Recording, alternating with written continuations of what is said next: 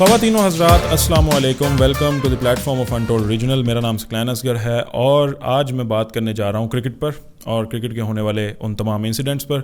सबसे पहले तो हम बात करेंगे हारिस रऊफ़ के साथ होने वाली कल के इवेंट पर, और जब तक ये पॉडकास्ट आप लोगों के पास आएगा तब तक इसको 3-4 दिन हो चुके होंगे। इसके अलावा पाकिस्तान की 2024 के वर्ल्ड कप की जर्नी और इसके अलावा पाकिस्तान के क्रिकेट के अंदर होने वाले मैसिव ऑपरेशंस के ऊपर बात करने जा रहा हूँ। तो सबसे पहले हमें अंडरस्टैंड करना पड़ेगा कि हमारे यहाँ क्रिकेट मैकेनिज़्म वर्क कैसे करता है।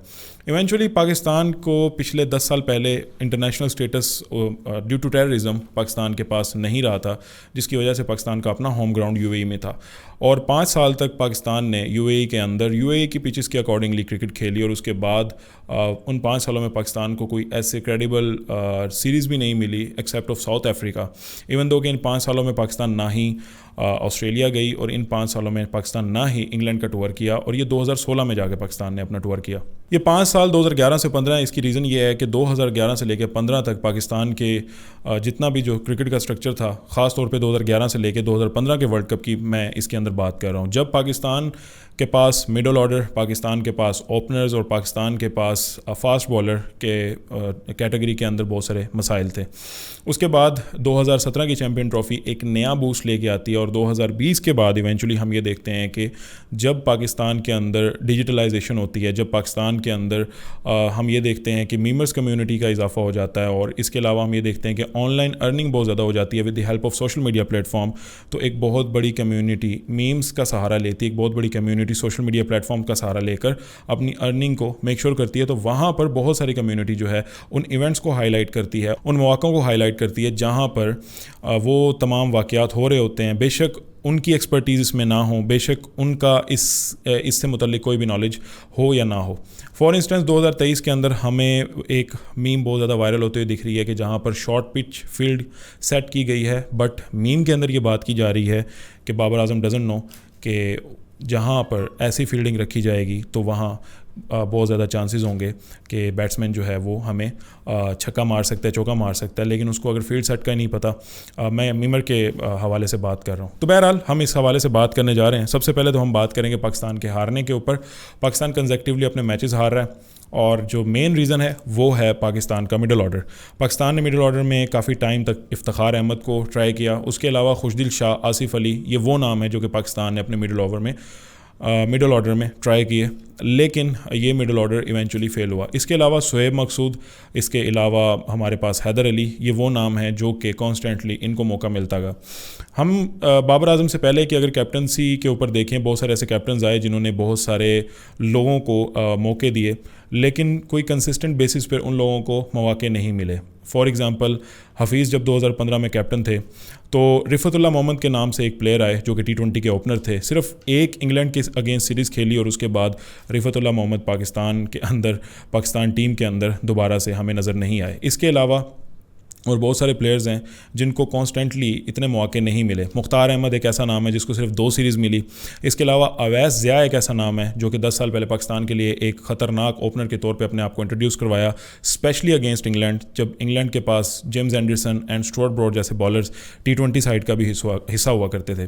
तो ये वो नाम है जिसके ऊपर कभी भी पाकिस्तानी कैप्टन्स ने अपने आप को चांस नहीं देने दिया, और इन हमेशा से इन जैसे नए लड़कों को सिर्फ चंद मैचेस के ऊपर खिला के और उसके बाद इनको दोबारा से डोमेस्टिक में भेज दिया गया। लेकिन बाबर आजम की कैप्टनसी में हम ये देखते हैं कि बहुत सारे ऐसे प्लेयर्स हमें नज़र आते हैं, लाइक अगर हम नाम शुरू कर लेते हैं आसिफ अली, उसके बाद आजकल हमारे पास एक नाम है साइम अयूब, इसके अलावा आज़म खान, इसके अलावा इफ्तिखार अहमद, खुशदिल शाह। ये वो प्लेयर्स हैं जिनको एवरेज 30-40 मैचेस कॉन्स्टेंटली खेलने का मौका मिला है। हम ये नहीं कह सकते कि उनको फेयर चांसेस नहीं मिले, क्योंकि इन 30-40 मैचों के अंदर आपके बहुत सारी पिचेस के ऊपर आप मैच खेल लेते हैं, आप होम ग्राउंड में भी मैचेस खेल लेते हैं, आप फॉरेन ग्राउंड्स में भी मैचेस खेल लेते हैं। बाज़ दफ़ा आपको 5 ओवर में ही बैटिंग करने का मौका मिल जाता है, बाज़ दफ़ा आपको सिर्फ 2 गेंदें खेलने का मौका मिलता है। तो इवेंचुअली आप हर तरीके से ट्राई हो जाते हो। ख़ास तौर पे साइम अयूब की बात करें जिसको हमेशा से ओपनिंग का मौका मिलता रहा है। बहुत सारे एक्सपर्ट्स एंड बहुत सारे एनालिस्ट ने बाबर आजम को ये मशवरा दिया कि आप अपनी पोजीशन को चेंज करें, ओपनिंग पोजीशन 1 डाउन जाएं और किसी ओपनर को ट्राई दें, लेकिन बाबर आजम ने कभी भी ये नहीं किया। But for the Saim Ayub Babar Azam ने अपनी पोजीशन को भी सेक्रीफाइस किया, लेकिन हम देखते हैं कि साइम अयूब तकरीबन 25-30 मैचेस खेलने के बाद भी 14 के एवरेज के साथ एक सक्सेसफुली अपने आप को लॉन्च नहीं कर सके। इसके पीछे मल्टीपल रीजंस हैं, इसके पीछे शायद उनकी मैच्योरिटी भी है, but we can not say that. लेकिन हम ये बात ज़रूर कर सकते हैं कि साइम अयूब को इतने मौके मिलने के बावजूद और इसके अलावा और बहुत सारे मौके मिलने के बावजूद भी वो चीज़ सेटल आउट नहीं हो रही जो कि पाकिस्तान की सेटल आउट होनी चाहिए थी। एक टाइम था जब पाकिस्तान के पास ओपनर्स का प्रॉब्लम था, मिसबाह उल हक हमेशा एंकर किया करते थे और हमारी जो जनरेशन थी 90s जनरेशन, वो मिसबाह उल हक को गालियाँ दिया करती थी कि मिसबाह उल हक बहुत स्लो खेलते हैं। आप लोग अगर हाइलाइट्स देख लें तो आप लोगों को बड़ी इजीली ये चीज़ अंडरस्टैंड हो जाएगी कि 40 गेंदों पे 10 रन, बाज़ दफ़ा मिसबाह उल हक अपना पहला रन 15 गेंदों के बाद लेते थे, लेकिन वो सिर्फ इस वजह से लेते थे कि वो कंप्लीट ओवर्स खेलना चाहते थे, कंप्लीट इनिंग्स खेलना चाहते थे और फटीक देना चाहते थे सामने के फील्डर्स को, और इसके अलावा अपने आप को भी सेट करके रन्स बनाना चाहते थे और इवेंचुअली 230-40 रन मिसबाह के होते हुए बन जाया करते थे। और उसके बाद पाकिस्तानी बॉलर्स में, पाकिस्तान स्पिन डिपार्टमेंट में इतने बड़े बड़े नाम शामिल थे जो कि हमेशा से पाकिस्तान के रन्स को डिफेंड कर लिया करते थे। दूसरा प्रॉब्लम जो कि पाकिस्तान में इस टाइम है वो है लैक ऑफ स्पिन बॉलर। अब हम बहुत सारे स्पिन बॉलर्स देख रहे हैं, नवाज़ देख रहे हैं, इमाद वसीम देख रहे हैं, शादाब खान देख रहे हैं, लेकिन जो एक ऑरा एक स्पिन बॉलर का होता है कि एक बैट्समैन या एक टीम के पास ये खौफ होता है कि अगर ये बॉलर का हम ओवर किसी तरीके से निकाल दें, जैसे आपका मैच हमेशा अफगानिस्तान से पड़ता है तो आपकी हमेशा ये विश होती है कि आप किसी तरीके से राशिद खान के 10 ओवर निकाल जाएँ। इसी तरीके से आपने इंडिया के अगेंस्ट भी देखा कि हर एक्सपर्ट आपको कह रहा था कि जसप्रीत बुमराह का आप ओवर किस तरीके से निकालें, या आपके अपने माजी के अंदर आप देखें सईद अजमल के लिए ओपोनेंट टीम हमेशा ये कहती थी कि इसके 10 ओवर निकाल दो, बाकी 40 ओवर में हम अपना बेशक 400 का टारगेट ही क्यों ना हो वो पूरा कर लेंगे। इवन दो पाकिस्तान ने कभी 400 नहीं बनाया, लेकिन ये एक डिपार्टमेंट ऐसा है जिसके अंदर सईद अजमल के बाद हमारे पास कोई भी बॉलर नहीं आया, या फिर हमने ट्राई नहीं किया, क्योंकि डोमेस्टिक के अंदर हमारे पास ऐसे बहुत सारे खेप मौजूद है जिसको हम ट्राई करने से एक्सप्लोर भी कर सकते हैं। और हमारे पास एक टीम में भी नाम मौजूद था अबरार अहमद जो कि ट्राई नहीं किया गया, और वो मिस्ट्री स्पिनर है, even though he is just of and on end of in the team. जिस सिर्फ वो जाते हैं, मोबाइल इकट्ठे करते हैं, टोपियाँ इकट्ठी करते हैं, वॉलेट इकट्ठी करते हैं, और उसके बाद जब मैच ख़त्म हो जाता है तो फिर उन्हें प्लेयर्स को वापस कर देते हैं। सो वर्ल्ड कप में पाकिस्तान फिर से मिडिल ऑर्डर की वजह से, पहले मैच में अपनी डेथ बॉलिंग की वजह से और दूसरे मैच में मिडिल ओवर की वजह से बाहर हुआ, और बाकी 2 मैचेस भी आपके सामने हैं। लेकिन एक चीज़ जो कि मेरे अकॉर्डिंगली यहाँ पर बोलना बहुत ज़रूरी है, जैसे कि मैंने वीडियो के स्टार्ट में बोला कि मीमर्स कम्युनिटी, बहुत सारे लोगों को क्रिकेट का नहीं पता। एक शख्स कोई पोस्ट लगाता है, आप लोगों ने अपने फेसबुक पेजेस के ऊपर, इंस्टाग्राम पोस्ट के ऊपर भी ये देखा होगा, तो बाकी जितने भी पेजेस होते हैं वो उस शख्स की उस आइडिया को चोरी कर लेते हैं, या आप यूँ समझ लें कि कॉपी पेस्ट करके सेम वही मीम सर्कुलेट करना शुरू हो जाती है। अगर तो वो मीम बहुत ही अच्छी हो, इनोवेटिव हो, तो वो बहुत ज़्यादा व्हाट्सएप पे सर्कुलेट होना शुरू हो जाती है। अब इसका प्रॉब्लम क्या है, अगर आपके पास टेक्निकल एक्सपर्टीज़ नहीं है तो वो मीम एक गलत फहमी क्रिएट कर देती है मैसेज के अंदर। फॉर एग्ज़ाम्पल, पाकिस्तान 2026 का क्वालिफायर खेलेगा। अब ये बात पाकिस्तानी टीम को भी नहीं पता, लेकिन मीडिया के अंदर, लोगों के अंदर, मैसेज के अंदर ये बात सर्कुलेट हो चुकी है कि पाकिस्तान 2026 का क्वालिफायर खेलेगा अगेंस्ट न्यूजीलैंड। और इस बात का लोगों को अंदाज़ा नहीं है कि Pakistan via ranking already qualified कर चुका है वर्ल्ड कप के अंदर, उसे क्वालिफायर खेलने की कोई भी ज़रूरत नहीं है। बट द थिंग इज़ कि लोगों को ये बात नहीं पता, और फिर ये सर्कुलेशन होती है जिसके बाद गलतफहमी फैलती है। गलतफहमी नंबर 2, हम ये देखते हैं कि पाकिस्तान 48 गेंदों पे 48 स्कोर की ज़रूरत होती है, लेकिन पाकिस्तान चेज़ नहीं कर पाता। लेकिन हम कंपैरिजन देखते हैं कि 48 स्कोर की ज़रूरत होती है 18 गेंदों के अंदर, और कोहली चेज़ कर जाता है। सबसे पहले बात आती है इन्वायरमेंट की, पिचेस की, कंडीशन की। ये पिचेस जो कि इस वक्त वर्ल्ड कप में खिलाई गई हैं, ख़ासतौर पे न्यूयॉर्क के अंदर, वो पिचेस डेथ स्लो थी, रबर पिचेस उनको बोला जा रहा था। इवन दो कि हर किस्म का एक्सपर्ट, इवन दो क्रिकेटर्स भी क्रिटिसाइज़ कर रहे थे कि अगर आपने यूएसए के अंदर कंपटीशन करवाना था और क्रिकेट को प्रमोट करना था, then you should do that kind of thing जो आप इंडिया के अंदर कर रहे हैं। आपको एक फ्लैट विकेट बनानी चाहिए थी, या आपको 170-180 की विकेट बनानी चाहिए थी, ताकि वहाँ पे हर डिपार्टमेंट को मदद मिले। बट इवेंचुअली वहाँ पे बॉलर फ्रेंडली इन्वायरमेंट क्रिएट किया गया। अब उसे हुआ ये कि पाकिस्तान, यस ये बात एक सर्टन है कि आपका मिडिल ऑर्डर फेल कर गया, लेकिन आपका अगर मिडिल ऑर्डर उस टाइम शॉट्स ना लगाता और सिंगल डबल कर लेता, माइट भी आप चेज़ कर जाते। लेकिन विराट कोहली को जो 2 गेंदें मिली थी 2022 के वर्ल्ड कप में, हारिस रऊफ ने अपनी वो बेस्ट बॉल्स करवाई थी। हारिस रऊफ की वो बॉल्स आप नहीं खेल सकते थे, स्ट्रेट की वो बॉल बिल्कुल भी नहीं थी, आपके चेस्ट के ऊपर आ रही थी, बट सामने खड़ा होने वाला शख्स विराट कोहली था जिसने वो 2 छक्के लगाए थे। तो ना इसमें हारिस रऊफ की गलती थी, और ना ही इसके अंदर वो कंडीशंस थी कि आप इनका कंपैरिजन करो। और इस तरीके से बेतहाशा कंपैरिजन किए जाते हैं। लेकिन कंपैरिजन करने से पहले हमें ये सोचना चाहिए कि कंडीशंस क्या फ़र्क होता है। फॉर एग्जाम्पल, साउथ अफ्रीका, हमेशा से आप लोग ये देखते आएंगे और आगे भी आप नोट कर लीजिएगा कि सेंचुरियन के अंदर जब भी मैच होता है या केप टाउन के अंदर जब भी मैच होता है, अब केप टाउन एक ऐसी जगह पे वाक़ है जहाँ पर थोड़ी सी एलिवेशन है, यानी कि एक पहाड़ी इलाका है।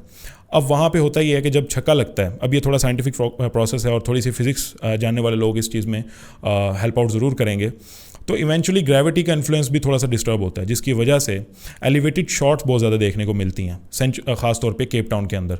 आप जब भी केप टाउन का मैच देखेंगे आपको हमेशा 350 in one days 300 runs 280 plus runs देखने को मिलेंगे।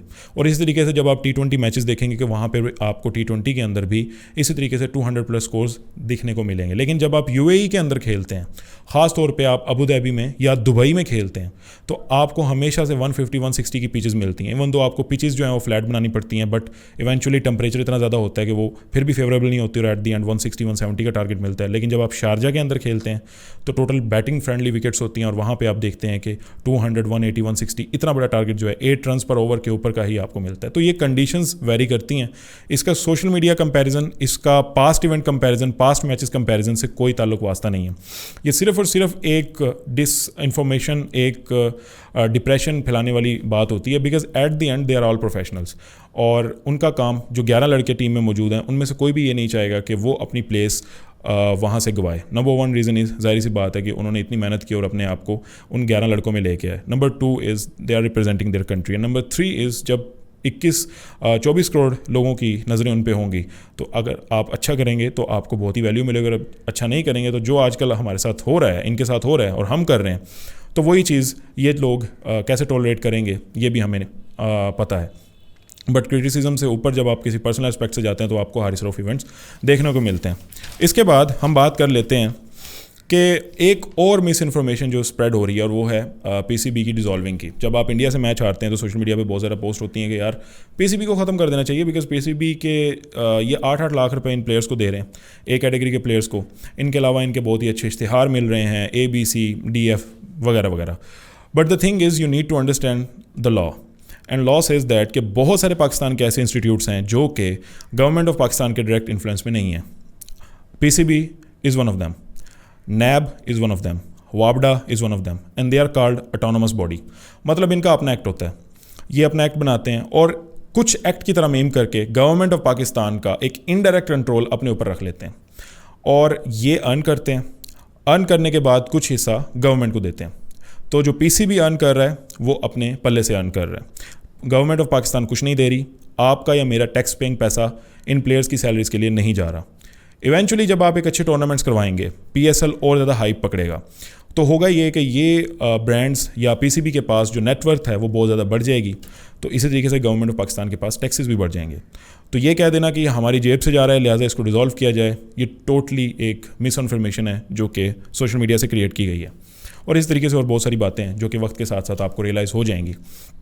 उसके बाद हम बात करते हैं कुछ साबिक प्लेयर्स की जो कि अपने पास्ट को ग्लोरीफाई कर रहे हैं और इन प्लेयर्स के साथ। अगर आप 2020 के बाद क्रिकेट देखने वाली जनरेशन है, so you need to watch the highlights after 2010।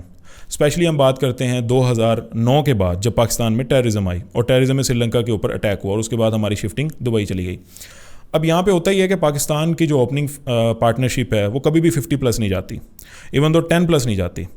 Pakistan के रन्स 4 विकेटों पे, इवन दो आप 2015 की हाईलाइट्स देख लें against India, against West Indies, Pakistan का 4 विकेटें गिर गई थी सिर्फ 1 रन पे। फिर मिसबाहुल हक, शाहिद अफरीदी, शोएब मकसूद और उमर अकमल, इन 4 लोगों ने किस तरीके से 150 स्कोर बना दिया था और हमने टारगेट 303 या 304 का चेस करना था जो कि वेस्ट इंडीज़ ने हमें मारा था। बट बाय द वे हम वो मैच भी 120 स्कोर से हार गए थे।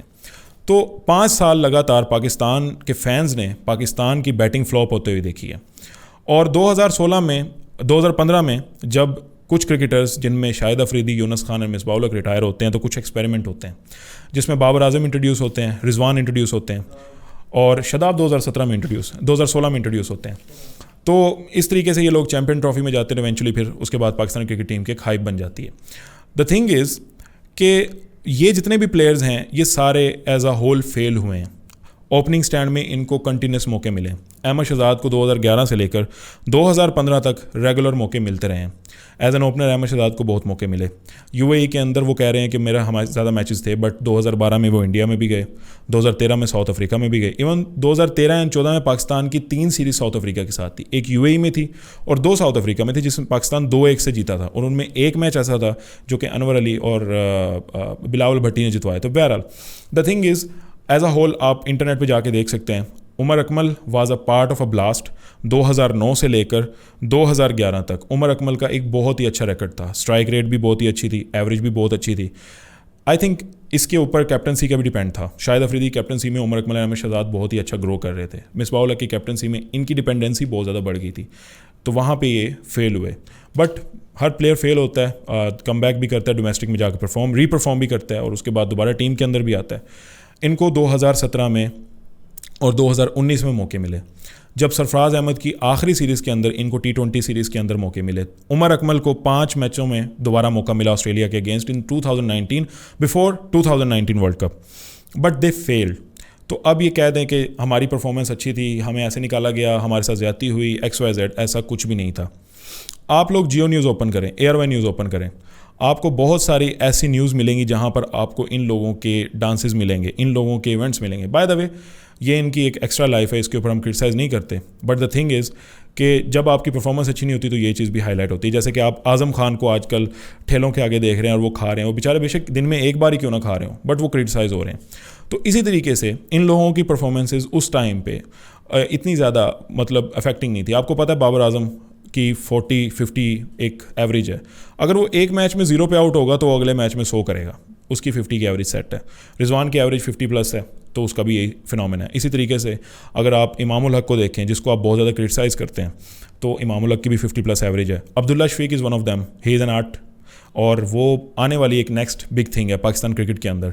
लेकिन पॉइंट ये है कि बहुत सारे लोग ये भूल जाते हैं कि हमने अपने टाइम पे क्या किया, और अब वो न्यूज़ चैनल पे बैठते हैं जस्ट बिकॉज पाकिस्तान हारता है और वो न्यूज़ चैनल पे बैठ जाते हैं। सेम यही काम आमिर एंड इमाद वसीम का था। अब बहुत सारे लोग ये कहेंगे कि आमिर ने बहुत ही अच्छा परफॉर्म किया, इमाद वसीम को एक इंजरी थी। The thing is that it is difficult to perform after a come back, ठीक है।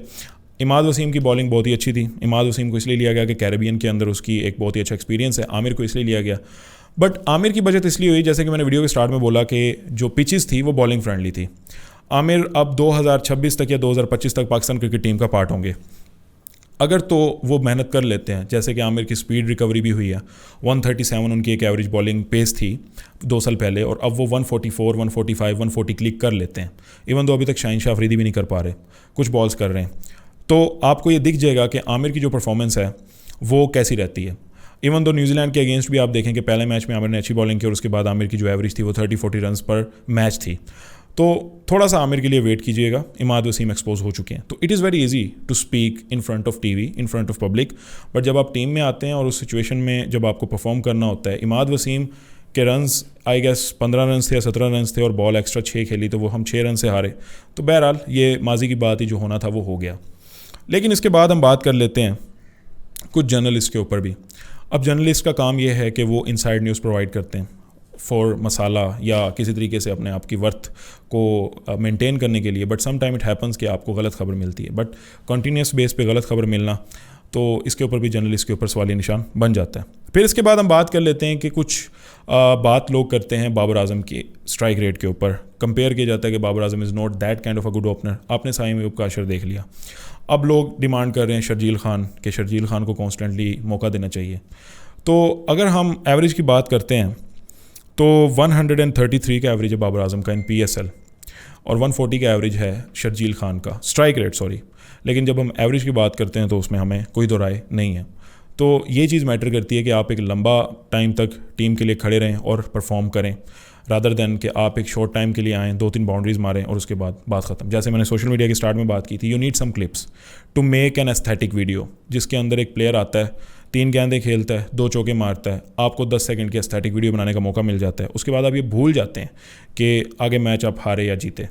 इसी तरीके से अगर कल को हमारी ABC टीम के साथ मैचेज़ हों, सीरीज़ हों, और हम उसके अंदर 100 स्कोर मार दें, तो हम ये भूल जाएंगे कि ये जब A टीम के अगेंस्ट खेलते हैं तो ये फ्लॉप हो जाते हैं। हम फिर उस वक्त इनकी एक अच्छी एस्थेटिक वीडियोज़ के लिए इनके वो क्लिप्स निकालेंगे और वो हैशटैग इस्तेमाल करेंगे और उसके बाद हमें हर जगह पॉजिटिविटी ही पॉजिटिविटी नज़र आएगी.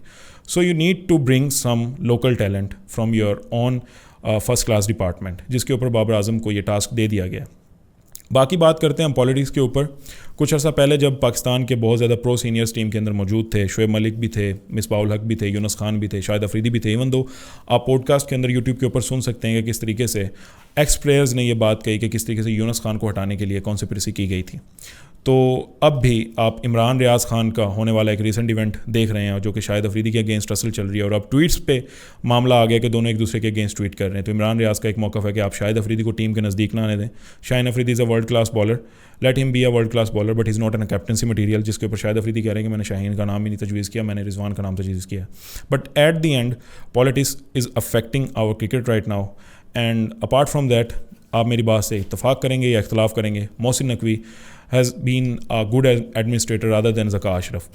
तो अब देखना ये है कि वो अपनी एडमिनिस्ट्रेशन से टीम की यूनिटी को वापस लेके आते हैं नहीं, because Gary Kristen has already disclose this thing. तो आई थिंक गैरी क्रिस्टन को भी एक लंबे टाइम के लिए मौका मिलेगा, 3 साल के लिए या 2 साल के लिए, 1 साल के लिए, जिसके बाद वो टीम का कुछ ना कुछ स्ट्रक्चर रिफॉर्म करेंगे, जो कि पाकिस्तान के लिए बहुत ही अच्छा है. इसके अलावा हम देखते हैं कि एक और प्लेयर्स, उनका नाम मेरे जहन में नहीं आ रहा, ऑस्ट्रेलिया के टेस्ट प्लेयर, वो कोच बनने जा रहे हैं. तो yes, it will be positively impacting our cricket, but it's time to bring the local talent जो कि आपके डोमेस्टिक में परफॉर्म कर. बहुत सारे ऐसे नाम हैं जो कि आपके क्रिकेट से, आपके स्ट्रक्चर से छोड़ के किसी और कंट्री के अंदर जा चुके हैं, जिसके अंदर समी असलम भी एक ऐसा नाम रहा है. इसके अलावा आपने अभी एक अली खान नाम देखा है. इसके अलावा कनाडा के इस टाइम आपने कैप्टन देखे हैं.